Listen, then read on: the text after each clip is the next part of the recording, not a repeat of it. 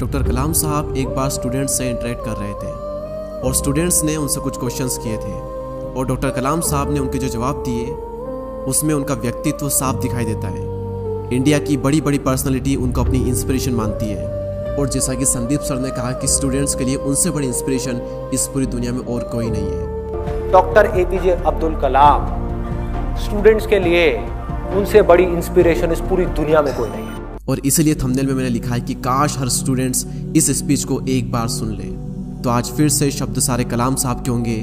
मैं तो बस उन्हें आवाज़ देकर हिंदी भाषा का प्रयोग करके बहुत ही आसान भाषा में आप सबके सामने ला रहा हूँ, हिंदी में से डब कर रहा हूँ। तो आइए बिना किसी देरी के हम शुरुआत करते हैं। ठीक है, तो अब आप लोग मुझसे क्वेश्चन पूछिए। सिर्फ 5 क्वेश्चन हम लेंगे। कौन कौन पूछना चाहेगा? ठीक है, क्वेश्चन क्या है जल्दी बताइए। Good evening sir. Good evening. आप किस क्लास में पढ़ते हैं? सर मैं 10th क्लास में पढ़ती हूँ, मेरा नाम गायत्री मोहन है। सर मेरा क्वेश्चन ये है कि रामेश्वरम से तो राष्ट्रपति भवन तक ये एक बहुत ही बड़ी उपलब्धि है और इसके बारे में कोई सोच भी नहीं सकता। आप लेक्चर दे रहे हैं, अपना क्वेश्चन पूछिए।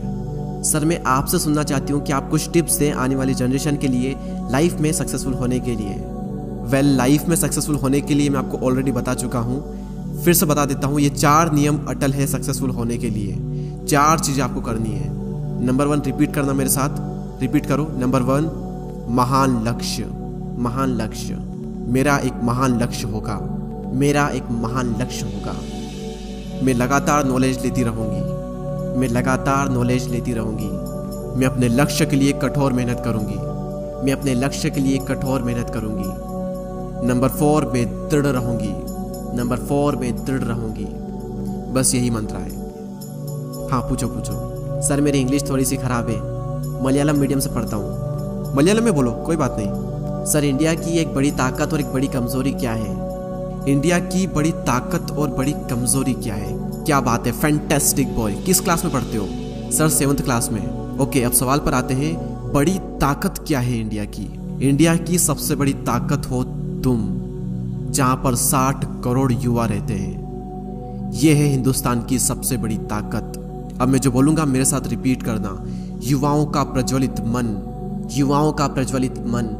धरती के ऊपर, धरती के ऊपर, धरती के नीचे, धरती के नीचे और धरती पर, और धरती पर सबसे शक्तिशाली चीज है। सबसे शक्तिशाली चीज है। तो भारत का युवा और युवाओं का प्रज्वलित मन हिंदुस्तान की सबसे बड़ी ताकत है। और तुमने पूछा कि इंडिया की सबसे बड़ी कमजोरी क्या है। ठीक है, कमजोरी भारत बिना मिशन के एक कमजोरी है। एक देश मर जाता है अगर उसमें मिशन नहीं है तो, कोई उद्देश्य नहीं है तो। और सेम चीज लाइफ के साथ में भी है। बिना मिशन के जीवन मर जाता है, उसी तरीके से बिना मिशन के एक देश भी मर जाता है। तो हर राष्ट्र का और हर एक इंसान का अपना एक मिशन जरूर होना चाहिए। ठीक है, अगला क्वेश्चन। सर मेरा क्वेश्चन ये है कि एक साइंटिस्ट और एक भारत के राष्ट्रपति के रूप में आपकी सभी महान उपलब्धियों में से आप किस उपलब्धि को सबसे मूल्यवान मानते हैं? देखिए, मैं पर्सनली बिलीव करता हूँ कि मैं एक टीचर हूँ और जब मेरे एक स्टूडेंट ने PhD की थी तो वो मेरे लिए एक बहुत ही शानदार अचीवमेंट था, मैं ये मानता हूँ। ठीक है, अगला क्वेश्चन पूछिए। अरे क्या बात है, आपका नाम क्या है? सर विष्णु दिनागत। कौन सी क्लास में पढ़ते हो? सर 5th क्लास में। आपका ड्रीम क्या है? सर मेरा सपना है कि मैं एक IAS ऑफिसर बनूं। क्या बात है, आप बहुत ही स्मार्ट लड़के। मुझे बताइए आप एक IAS ऑफिसर क्यों बनना चाहते हैं? कोई बात नहीं, कोई बात नहीं, मेरे साथ रिपीट करो। एक IAS ऑफिसर के रूप में, एक IAS ऑफिसर के रूप में मैं करप्शन को रिमूव करूंगा। ठीक है, अब क्वेश्चन पूछिए। सर मेरा क्वेश्चन ये है कि क्या आप लव, कंपैशन और ग्रेटिट्यूड यानी कि प्रेम, करुणा और कृतज्ञता के बारे में कुछ कह सकते हैं? प्यार वो है जो हमें माता पिता से मिलता है, उसका कोई मूल्य नहीं है। करोड़ों रुपए दे करके भी हम उसे खरीद नहीं सकते। तो प्यार वो है जो कि हमें हमारे माता पिता से मिलता है। इसलिए आज आप अपनी मम्मी को खुश करेंगे। क्या करेंगे? खुश करेंगे। कंपैशन यानी कि कृतज्ञता के बारे में अगर कुछ कहूँ तो आज जब मैं ट्रेवल कर रहा था तो 2 बच्चे थे और उनके माता पिता उनके साथ में थे। वो दोनों बच्चे फिजिकली सही नहीं थे, लेकिन जब वो फ्लाइट में एंटर कर रहे थे तो फ्लाइट में बैठा हुआ हर एक पर्सन उन दोनों बच्चों को इनकरेज कर रहा था, कंपैशन को शो कर रहा था, कृतज्ञता को शो कर रहा था। और यही है कंपैशन। और बात रही ग्रेटिट्यूड की, आभार प्रकट करने की, तो ये एक ऐसी क्वालिटी है जो कि हर इंसान के अंदर होनी ही चाहिए। हम एक उदाहरण से समझते हैं। आपने सूरज को देखा है? सूरज को, अर्थ को देखा है, पृथ्वी को? अरबों साल हो गए सूरज पृथ्वी को रेडिएशन दे रहा है, गर्मी दे रहा है, लाइट दे रहा है, और कभी भी सूरज ने पृथ्वी को थैंक यू बोलने के लिए नहीं कहा। कभी भी ये नहीं कहा कि मैं पृथ्वी को गर्म रखता हूँ, ठंड से बचाता हूँ, मैं लाइट देता हूँ, मेरे बिना आप सभी लोग मर जाओगे। कभी एक थैंक यू तक नहीं मांगा। और अरबों सालों में एक दिन भी ऐसा नहीं हुआ कि सूर्य ने अपना प्रकाश पृथ्वी को ना दिया हो।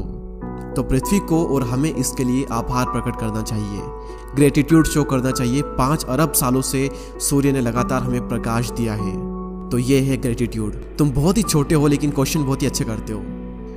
गुड इवनिंग सर, आप किस क्लास में पढ़ते हैं? सर मैं 10th क्लास में पढ़ती हूँ। नेक्स्ट ईयर आप कौन सा सब्जेक्ट लेने वाले हैं? सर मैं बायोमैथ्स लेने वाली हूँ। उद्देश्य क्या है ये लेने का?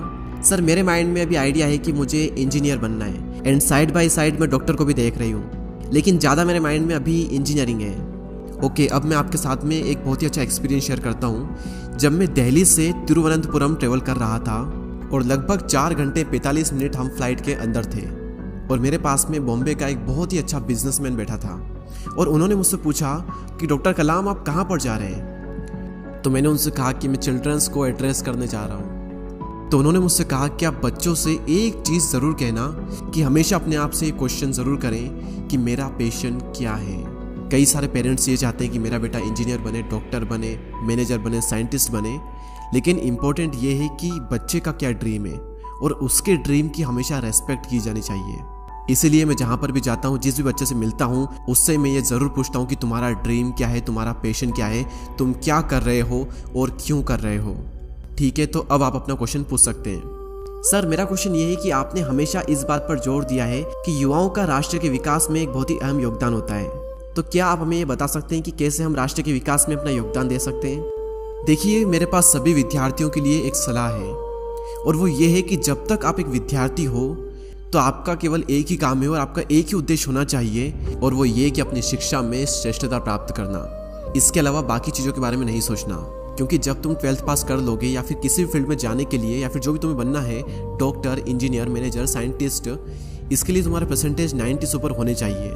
इसलिए मैंने कहा कि अभी तुम्हें सिर्फ पढ़ाई में ध्यान देना चाहिए। और अगर तुम राष्ट्र के लिए कंट्रीब्यूट करना ही चाहते हो, तो अगर तुम्हें सैटरडे संडे को छुट्टी मिलती है और समय मिलता है, तो तुम ऐसे अस्पताल में चले जाना शाम के टाइम पर जहाँ पर बहुत ही भीड़ होती है। तो आप वहाँ पर जा करके देखोगे कि कुछ ऐसे मरीज हैं जिनसे मिलने के लिए उनके फैमिली, उनके रिश्तेदार आए हुए हैं, और कुछ ऐसे मरीज हैं जिनके पास कोई भी नहीं है। तो तुम उनके पास जाकर उन्हें फूलों का गुलदस्ता या फिर फल फ्रूट दे करके उन्हें खुश कर सकती हो, या फिर तुम 5 पौधे उगा सकती हो, या फिर अगर तुम अफोर्ड कर सको तो लोगों को शिक्षा दे सकती हो।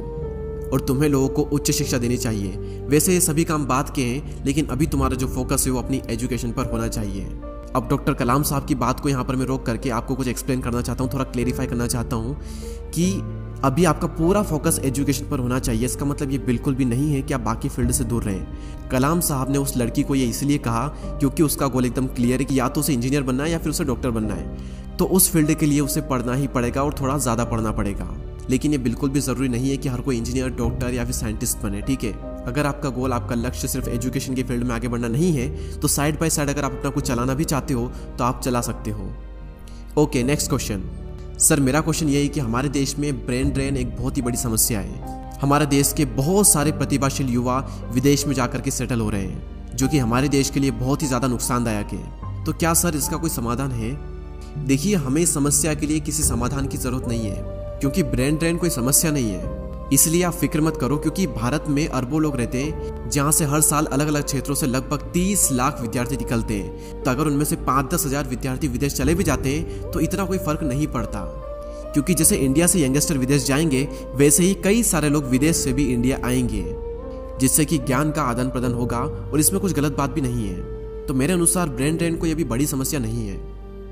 लेकिन हाँ, अगर कोई समस्या है या फिर ये कहें कि किसी चीज़ की ज़रूरत है, तो वो ये है कि हमारे पास में महान वैज्ञानिक प्रयोगशालाएं ज़रूर होनी चाहिए, जिससे कि जैसे अभी हम विदेश जाकर के शोध करते हैं, वैसे ही विदेश से वैज्ञानिक आकर के भारत में शोध कर सके।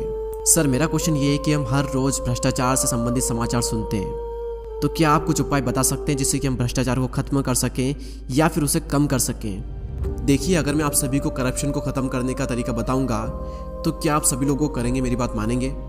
Yes sir. भारत में 1 अरब से भी ज़्यादा लोग रहते हैं, और यही 1 अरब लोग 200 मिलियन घरों में रहते हैं, यानी कि हर घर में लगभग 5 लोग रहते हैं। माता पिता एक लड़का और 2 लड़कियां, या फिर माता पिता 2 लड़कियां और 1 लड़का।